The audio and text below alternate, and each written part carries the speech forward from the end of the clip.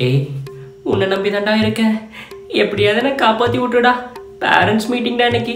3 சப்ஜெக்டில் ஃபெயில் ஆகிட்டேன்டா, 5 சப்ஜெக்டில். எப்படியாவது அப்பா மாதிரி நினச்சி நான் காப்பாற்றி விட்டுடா ப்ளீஸ்டா. டே புட்டா, எனக்கே நடிப்பாடா. என்னோட நடிப்பை பற்றினா நீ கவலைப்படணுமா? அதெல்லாம் ஒரு பிரச்சனையும் இல்லை.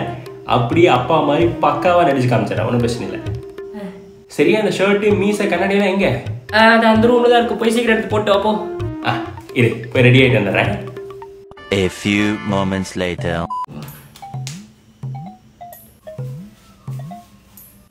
டேய் வாவ், டேய் அப்படியே 100% பக்காவா அப்பா மாதிரியே இருக்குடா. சூப்பர்ரா, வேற லெவல்ரா நீ. வா வா வா, பேரண்ட்ஸ் மீட்டிங் டைம் ஆயிடுச்சு, போலாம் வா. என்னது பேரண்ட்ஸ் மீட்டிங்கா? ஆமாண்டா, இப்பதான் சொன்ன.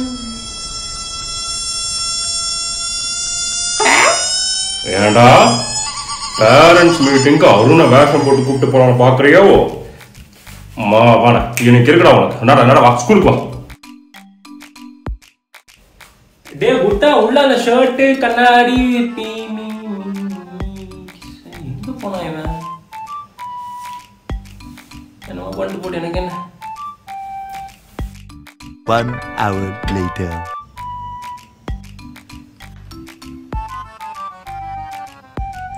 சார் சொல்றனே, தயவு செஞ்சு தப்பா நினைச்சுக்காதீங்க சார். புட்டா எதுக்கு ஸ்கூலுக்கு வரானே எனக்கு ஒண்ணுமே புரியல சார். அப்படி என்ன சார் பண்ண இவன்? ஒன்றும் இல்லை சார், தமிழ் எக்ஸாம் நடந்துச்சு சரிங்களா? அதில் சிலப்பதிகாரம் குறிப்பு வரைகன்னு சொல்லிட்டு ஒரு கொஸ்டின். அதுக்கு என்ன ஆன்சர் எழுதியிருக்கான்னு சொல்லிட்டு நீங்களே பாருங்க சார். அங்கே வச்சிருக்கேன் பாருங்க சார் அவன் பேப்பரை.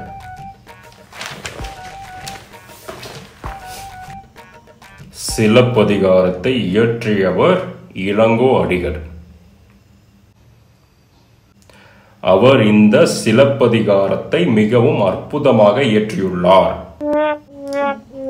மற்றும் தாயவள் போல் ஒரு ஜீவன் இல்லை, அவள் காலடி போல் சொர்க்கம் வேறு இல்லை, தாய் மண்ணை போல் ஒரு பூமி இல்லை, பாரதம் எங்களின் சுவாசமே, தாய் மண்ணை வணக்கம். என்ன சார் இது? புரியலையா சார் அவன் என்ன எழுதியிருக்கான்னு? அந்த கடைசி 4 லைன் மட்டும் மறுபடியும் படிங்க. தாயவள் போல் ஒரு ஜீவன். இல்ல இருங்க, அது நானே படிச்சு சரி பாடி காமிக்கிறேன்.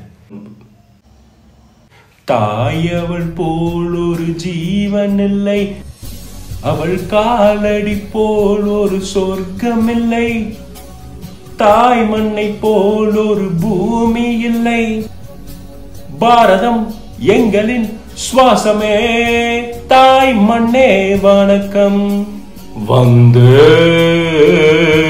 மாதரம். அந்த பாட்டை எழுதி வச்சிருக்கான் சார் அவன்.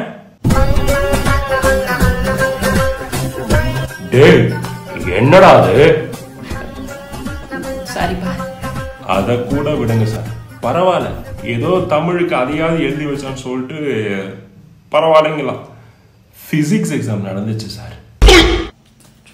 வாட் இஸ் தெர்மோடைனமிக்ஸ் அப்படிங்கிற கொஸ்டினுக்கு அவன் என்ன ஆன்சர் எழுதி வச்சிருக்கான்னு தெரியுமா சார்? இருங்க நானே படிச்சு காட்டுறேன், அந்த பேப்பர் எங்கிட்ட தான் இருக்கு. வாட் இஸ் தெர்மோடைனமிக்ஸ், இதுதான் கொஸ்டின். தலைவன் answer, thermo plus dynamics equal to thermodynamics. ஆஹா. which produces thermocol in the dynamics. Dynamics is a dynamics which is called thermodynamics. Thermo is a thermo which is called thermodynamics. So thermodynamics is a thermodynamics which is divided by 2 parts, that is thermo and dynamics. So that is why it is called as thermodynamics. Super Buddha. Super sir, இது எல்லாமே தப்பு sir. தப்பா? ஏய் என்னடா அது? One second, சாரிப்பா sir. படிப்பு வரலனா கூட பரவாயில்ல சார், அட்லீஸ்ட் ஸ்போர்ட்ஸ்லயாவது சூப்பரா விளையாடணும்ல சார். அட்லீஸ்ட் ஒரு அளவுக்காச்சும் விளையாடணுமா சார்? பிடி பீரியட் என்ன பண்ணா நீங்களே கேளுங்க சார். என்னடா பண்ண? சார் நான் விளையாடலாம் வரல சார், நான் அப்படியே போய் ஒரு ஓரமாக நிழல்ல நின்றுக்கிறேன் சார். சார் ரொம்ப வெயிலாக இருக்குது சார், ஓடி ஆடி விளையாண்டா ஸ்வெட் ஆகும், அப்புறம் உடம்பெல்லாம் வலிக்கும். எனக்கு அது இன்ட்ரெஸ்ட் இல்லை சார். நான் அப்படியே ஓரமாக உட்காந்து இந்த ஷாபூத்ரி சண்டே ஜனவரி பிப்ரவரி இந்த மாதிரி நினைக்கிறேன் சார். இப்படி இருந்தா நான் என்ன சார் பண்ண முடியும்? நீங்களே சொல்லுங்க. ஒன்னா படிக்கணும், இல்லாட்டி நல்லா விளையாடணும்.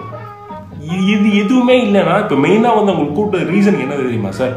அவனுக்கு என்ன திறமை இருக்குன்னு நான் தெரிஞ்சுக்கணும் சார். அவனுக்கு என்னதான் சார் தெரியும்? நீங்களே சொல்லுங்க சார், அவனுக்கு என்ன சார் தெரியும்? சார் எனக்கு தெரிஞ்சு இவன் நல்லா நடிப்பான்னு நினைக்கிறேன் சார். ஆக்டிங்கா? நானா? நீங்க உதவி நடிச்சு காமி. அட சும்மா கொஞ்சம் லைன் நடிச்சு காமி. சரி, ஏதோ என் ஃபேன்ஸ் ஏதோ 2 பேரும் சொல்றீங்க, ட்ரை பண்ணி பார்க்குறேன்.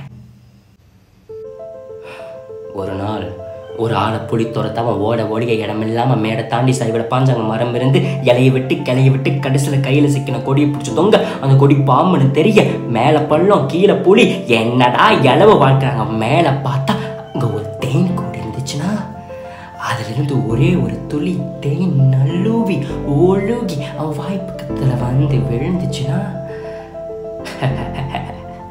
ஒரு நாள் ஒரு ஆளை பொடி துரத்த ஓடிய இடமில்லாம மேடை தாண்டி செல்ல பாஞ்சாங்க மரம் இருந்து இலையை விட்டு கடைசியில் சிக்கிற கொடியை பிடிச்சி தொங்க அந்த கொடி பாம்புன்னு தெரியும் என்னடா இலவு பார்க்கணும். மேலே பார்க்க ஒரு தேன் கொடுத்தா தேன் கொடுத்து ஒரே ஒரு துளி தேன் நல்லுவி ஒழுகி அவன் வாய் பக்கத்தில் விழுந்தா மேலே பள்ளம் கீழே சாவு அங்கே இருந்து அடிப்பட்டு எல்லா பக்கம் முடிச்சு அவன் தெரிஞ்சுக்காமவும் அந்த ஒரு நொடி பாம்பாவது பள்ளமாவது புடியாவது பூக்களாவதுன்னு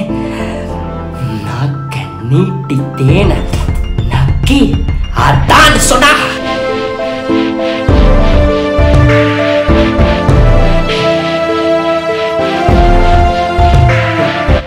நல்லா sir.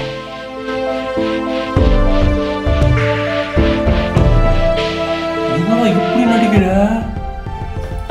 Thank you so much sir. புட்டாவை ஏதாவது ஒரு ஆக்டிங் கோர்ஸோ இல்லை ஆக்டிங் கிளாஸ் ஏதாவது ஒன்று சேர்த்து விடுங்க சார். சார் நான் கூட பயந்துட்டே இருந்தேன் சார், இவனுக்கு எதுவுமே வராதுன்னு. சூப்பராக நடிக்கிறேன் சார். Okay sir.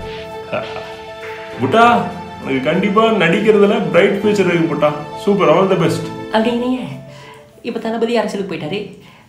அந்த ஸ்பாட்டை நம்ம வந்து அந்த அளவுக்கெல்லாம் இல்லை. சரி பாய். சரி மக்களே, no offense, okay? Bye.